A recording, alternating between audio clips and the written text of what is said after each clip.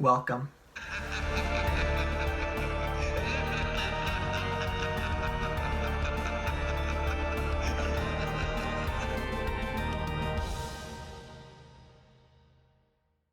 Don't Breathe was released in 2016 and was directed by Fede Alvarez.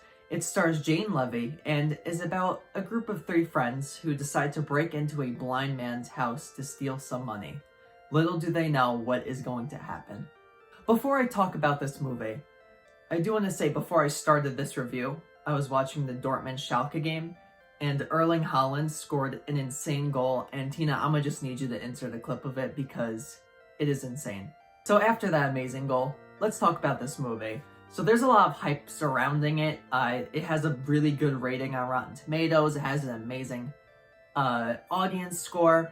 So there's a lot of hype that was generated around this movie. And I remember when it was coming out and hearing some pretty good things about it. So I watched it and, I agree with most of it. I think it is a really good movie. I think it's better than a lot of movies that have come out in recent years. I don't want to say it's the best that a lot of people are saying, but it's one of the better ones that I've seen. So let's talk about some pros. First off, the effects. They are done very well. Have no complaints about the effects.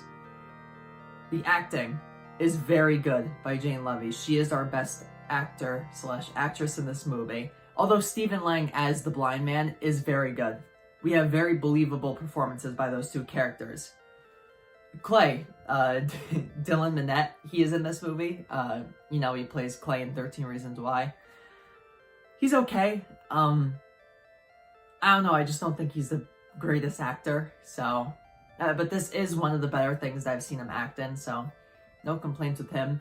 Money is my guy. He did an amazing job in this movie. The acting is very good. The effects are very good. Where I draw issue with this movie is a lot of it asks you to accept a lot. And there becomes a point in this movie where it gets too much and you can't accept what it's trying to...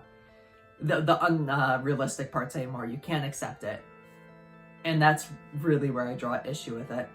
It asks you to accept a lot of different things. And by the middle, or maybe around the 3rd act, it becomes too much. And I know that's when I personally felt like I detached from the movie because of how unrealistic it got. The movie tries to keep itself in this realistic place, but so much unrealistic things happen.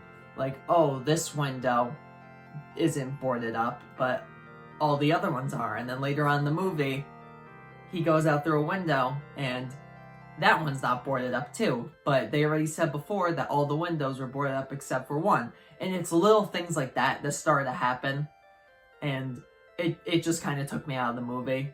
It became something that was like, they didn't pay attention enough to know where certain things were in their own movie that they set up. And that's really where I draw issue.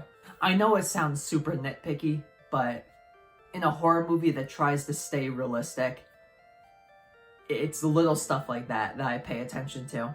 I think a lot of the more nitty-gritty details I'm going to save for the spoiler review that I'm going to be doing on Tuesday with my friend Austin Michael, because we just recently watched it. So I feel like there isn't much more to say in this review because I've given unspoilery things, but I feel like a lot of my issue draws with direct things in the movie that I don't want to spoil right now. So overall, I'm going to give this movie a question mark because you're going to have to watch the spoiler review to see what I give it. And I do recommend it. I'll recommend it. It's pretty good. I did enjoy myself watching it, but wait for the spoiler review to see what I'm actually going to give it, because I think talking it out more with someone else will give me a better idea of what I want to give it, because I'm really not sure and I'm kind of divided between 2 scores right now. So thank you everyone for watching this review, and be on the lookout for the spoiler review. It'll be coming out soon, but let's flash forward to the next review.